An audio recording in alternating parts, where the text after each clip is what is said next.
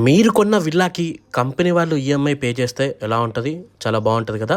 So, అట్లాంటి site తీసుకొచ్చాను. ఈ రీల్‌ని లైక్ చేయండి.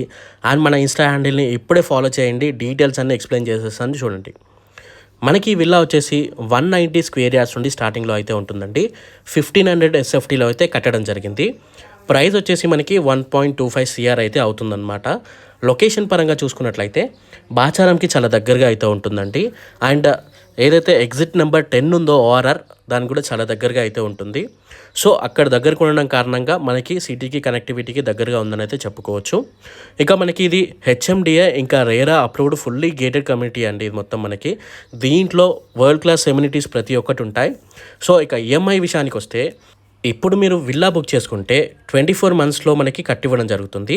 ఈ 24 మంత్స్‌లో మనకి 15 మంత్స్ కంపెనీ వాళ్ళైతే పే చేయడం జరుగుతుందనమాట ఈఎంఐ. ఆ లోపల మనకి కన్స్ట్రక్షన్ అయిపోతే